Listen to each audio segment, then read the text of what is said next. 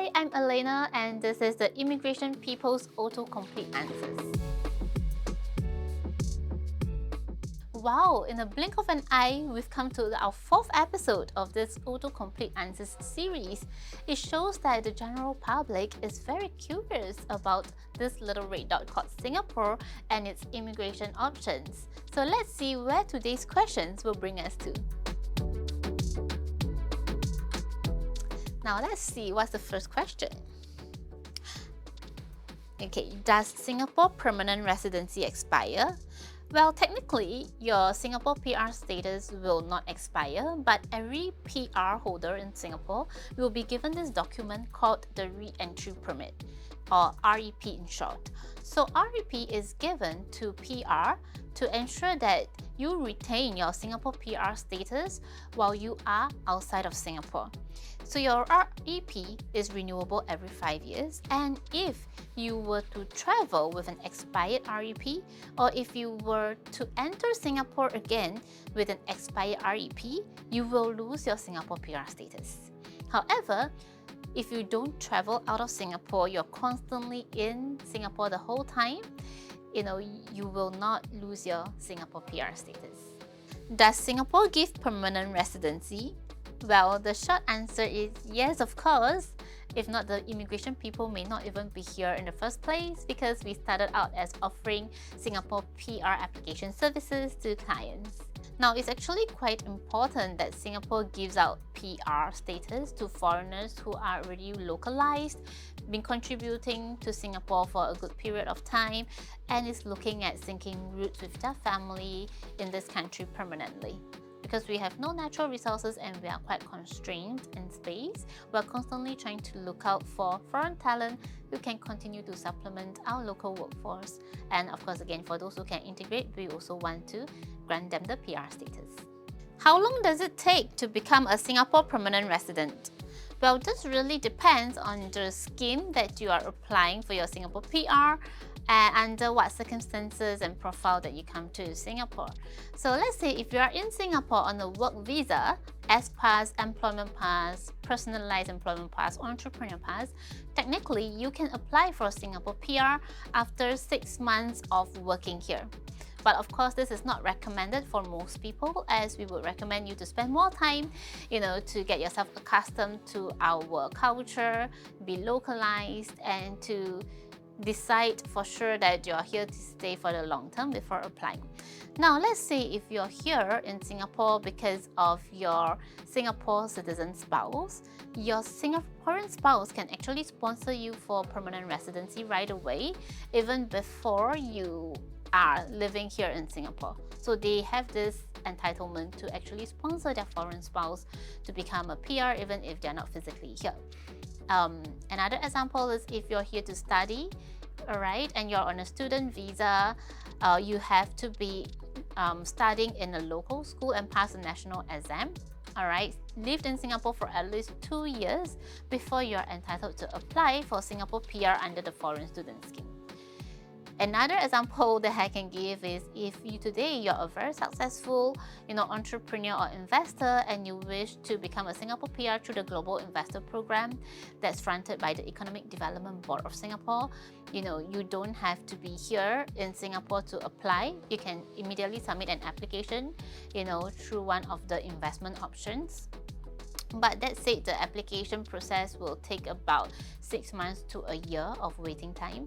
So I think PR is still a relatively long journey. It's not something that can be done immediately. What is Singapore permanent resident? Now, a Singapore PR generally refers to a foreigner who's been granted, a legal stay to live in this country for extended period of time. You're allowed to work, you're allowed to study, you're allowed to enjoy perks and benefits very similar to a Singapore citizen, enjoy grants, incentives, subsidies from the Singapore government. So there are various ways to apply to be a Singapore PR as mentioned and answered in the previous question. So let's say if you're curious about how to become a PR, you can always leave us, your details and we will contact you for to discuss how we can get you the PR status. Is Singapore citizenship hard to get?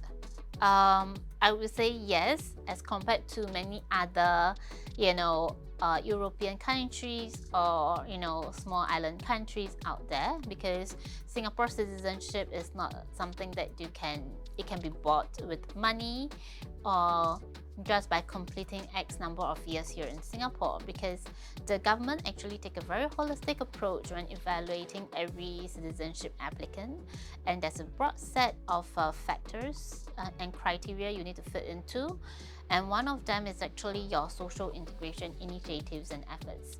So there is no clear-cut way to guarantee you a spot for Singapore citizenship, but for sure is you have to become a PR for at least 2 years before you're eligible to apply for Singapore citizenship.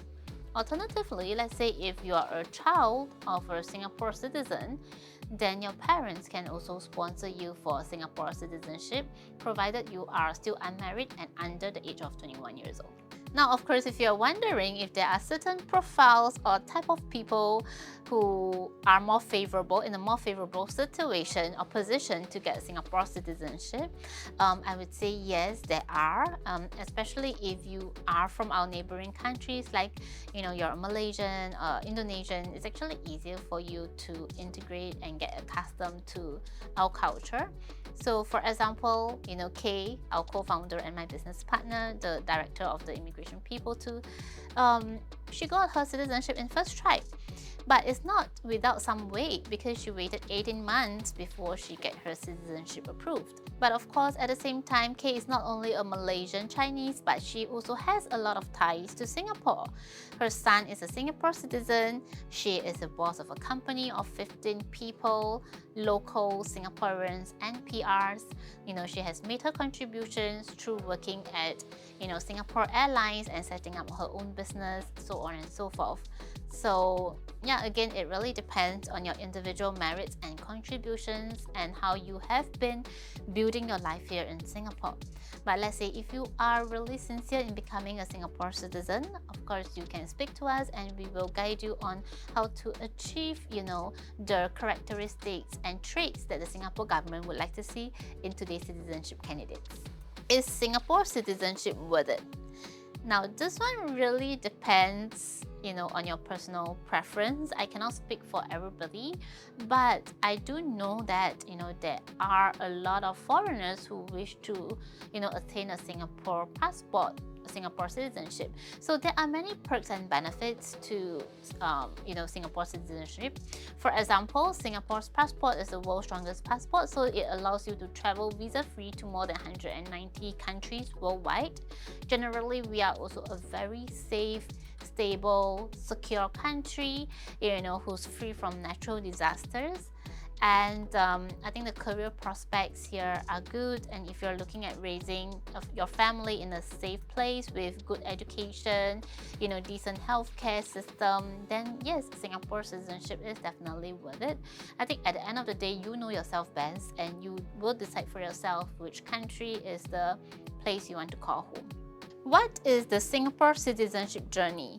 Now, there is an official definition to describe, what is the Singapore citizenship journey. So I'm reading off the government's website here. So the Singapore citizenship journey is a mandatory program for Singapore citizenship applicants aged between 16 years old to 60 years old, all right, who have been granted in principle approval for their Singapore citizenship. So to add on, you have to complete the Singapore citizenship journey in order to complete the formalities of your Singapore citizenship approval. Now, the purpose of having this journey is for these group of newly minted Singapore citizens to understand more about our history, our culture, how we come along since Independence Day, and also to have more interactions, with the locals. So it's a journey comprising of 3 major steps. One is an online journey whereby you watch videos of our, history since, the British, colonization to the World War II, our independence, and how Singapore is today. Next, you have an experiential tour whereby you get to tour the major historical landmarks and national institutions of Singapore. And lastly is a community sharing session, whereby you go to a community center that is located near you. You get to choose actually. Then you spend a few hours with the local residents and the neighborhood community. So it will help you to understand more about the locals, improve your interactions, and get yourself aware of what are the other community activities that you can now participate as a new citizen of Singapore. Does Singapore allow dual citizenship?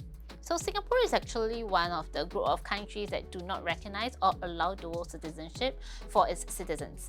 However, if you are under 21, you are allowed to hold on to dual citizenships, but at the age of 21, you will be asked to choose if you want to give up your Singapore passport or you want to retain your Singapore passport and give up your other nationality. Yeah, from what we experienced and encountered, for some cases, male sons who are about to enlist for national service, at the time of enlistment, right, they will already be asked to choose whether they want to, take on Singapore citizenship and give up the other passport. Because if they were to take on the other passport and give up Singapore citizenship, then they are not required to continue with the national service. Again, disclaimer, we don't represent the Ministry of Defense and we cannot say it will definitely be the same for your son or for yourself. Alright, so it's still on a case-by-case basis. You just wait for your letters from the Ministry of Defense, let's say if you are expected to enlist.